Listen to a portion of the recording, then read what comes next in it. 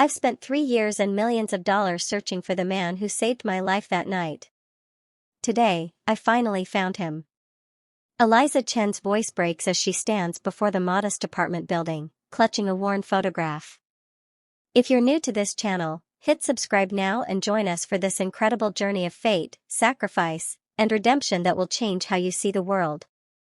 The rain fell in sheets that night, turning Manhattan streets into rushing rivers. Eliza Chen, CEO of Horizon Technologies and one of the wealthiest women in America, sat in the back of her luxury sedan, scrolling through quarterly reports. At 42, she had everything money could buy: a penthouse overlooking Central Park, a private jet, and a tech empire valued at billions. What she didn't have was time. Time to breathe. Time to notice the world around her. Time to realize her driver had suffered a stroke until the car veered sharply into oncoming traffic. The collision was catastrophic.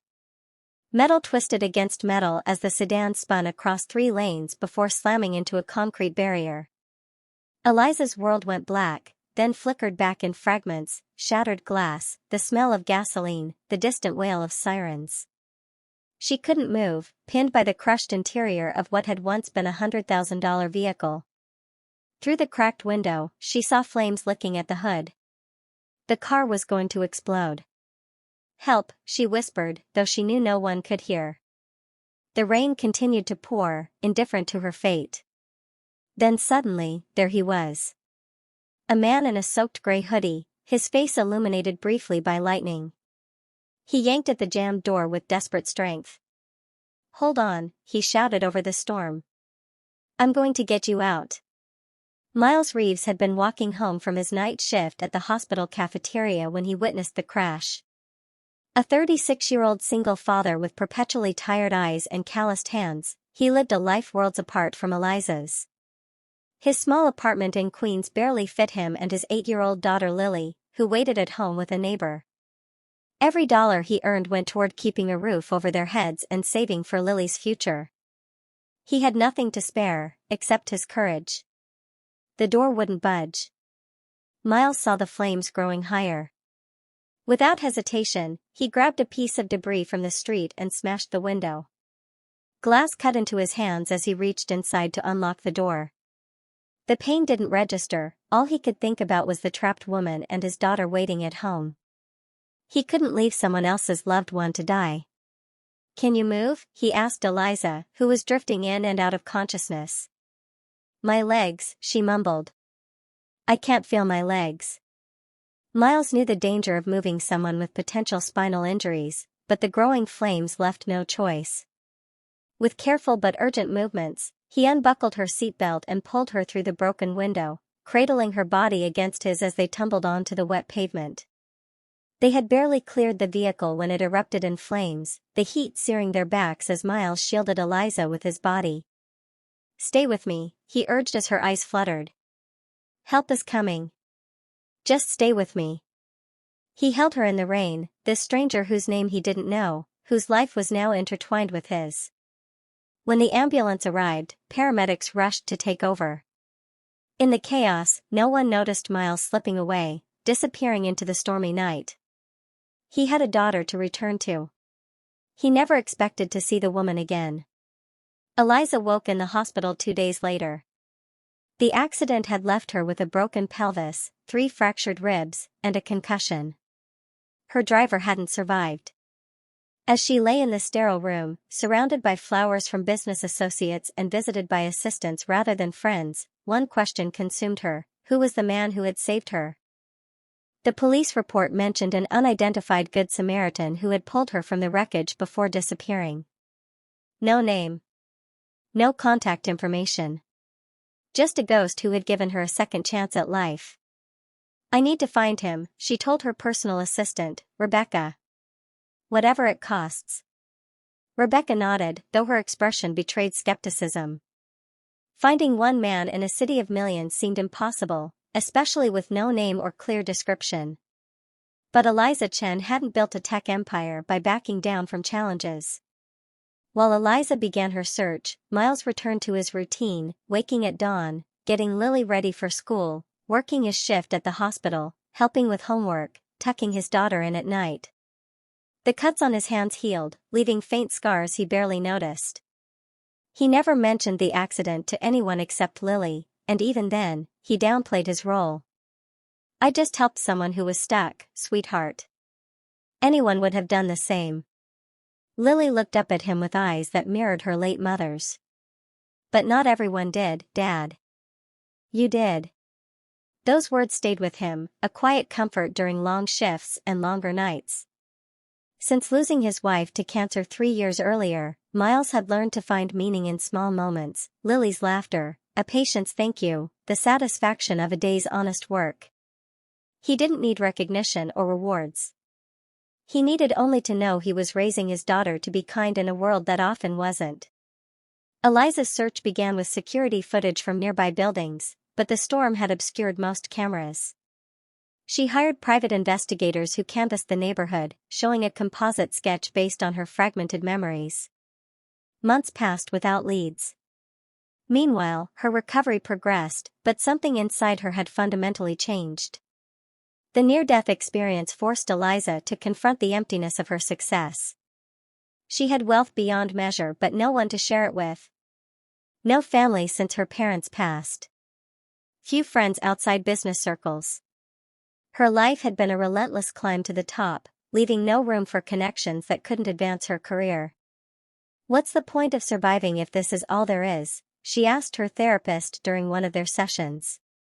"Perhaps finding this man has become about more than gratitude," the therapist suggested.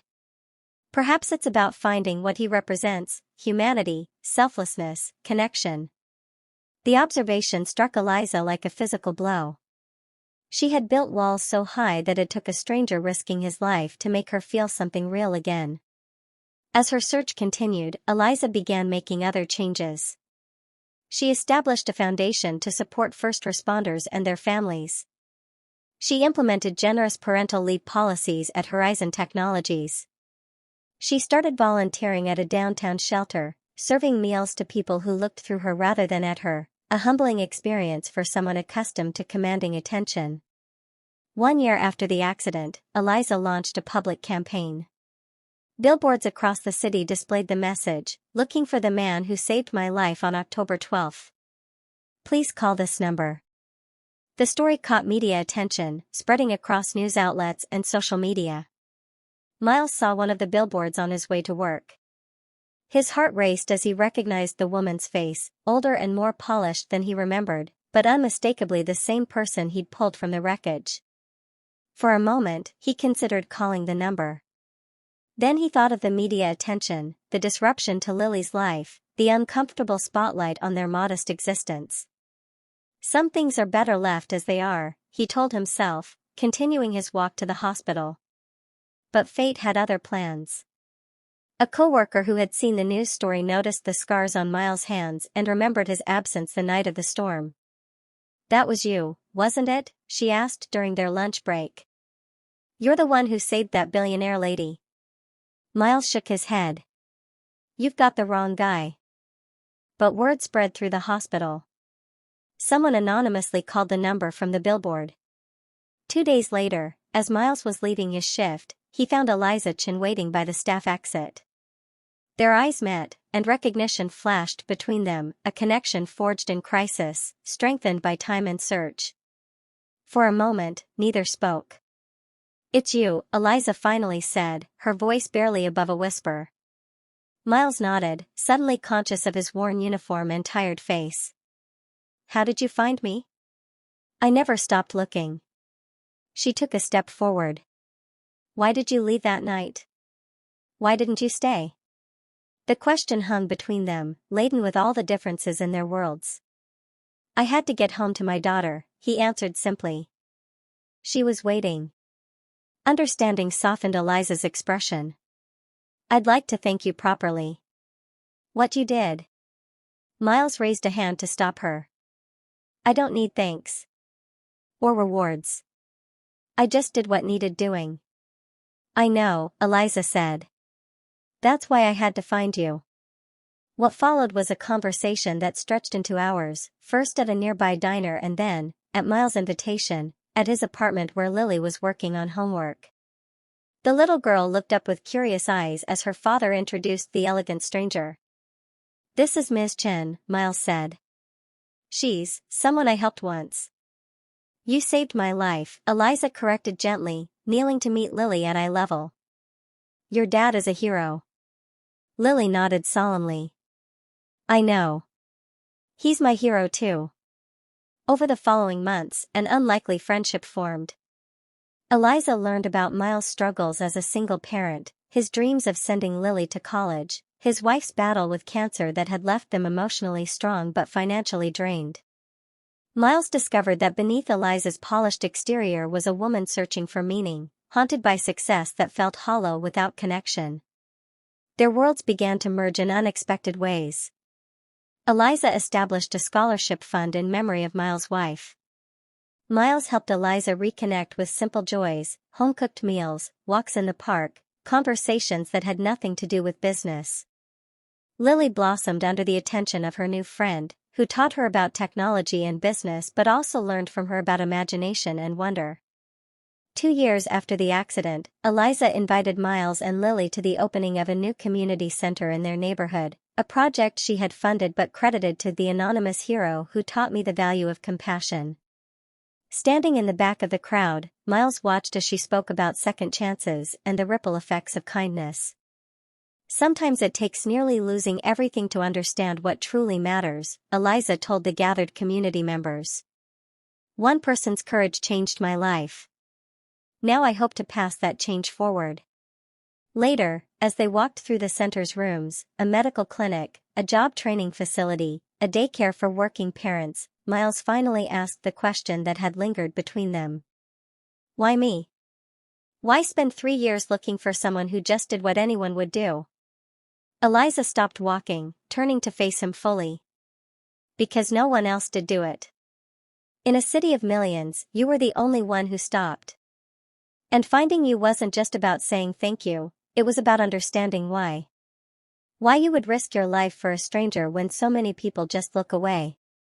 Miles considered this, watching Lily explore the children's library across the room. "When Sarah, my wife, was sick, a lot of people looked away. It was too uncomfortable, too sad. But the ones who showed up, who brought food or sat with us or took Lily for an afternoon, they saved us in a different way. I guess I learned that showing up matters."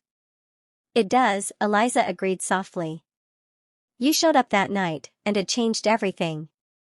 Not just because you pulled me from that car, but because you showed me a different way to live." The community center became a symbol of their shared vision, a place where people from all walks of life could find support, opportunity, and connection. Miles eventually joined its staff, using his experience to coordinate volunteer programs. Eliza remained involved while stepping back from the day-to-day operations of her company, finding greater fulfillment in mentoring young entrepreneurs and advocating for corporate responsibility. 3 years to the day after the accident, they stood together on the roof of the center, watching the sunset paint the city skyline in gold and crimson. Lily, now 11, had gone home with friends for a sleepover, leaving the adults in rare solitude. "I never thought my life would look like this," Eliza admitted, leaning against the railing. "I had a 20-year plan for business expansion, but no plan for actually living." Miles smiled. "And I never planned on knowing a billionaire, much less." He trailed off, suddenly self-conscious. "Much less what?" Eliza prompted. "Much less caring about one," he finished quietly. The words hung in the air between them, acknowledging the deeper connection that had grown alongside their friendship, tentative, unexpected, but increasingly undeniable. "Life doesn't follow plans," Eliza said, moving closer until their shoulders touched. "Sometimes it sends a rainstorm and a car crash and a man brave enough to run toward danger instead of away from it.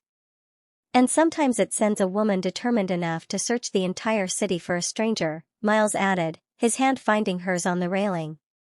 As night fell over the city, they remained on the rooftop, two people from different worlds brought together by a moment of crisis that had become a lifetime of purpose.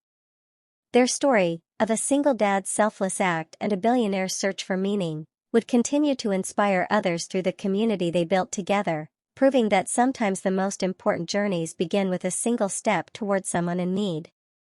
If this story touched your heart, please like this video and subscribe to our channel for more inspiring true stories that remind us of the power of human connection. Remember, the most meaningful wealth isn't measured in dollars, but in the lives we touch and the love we share.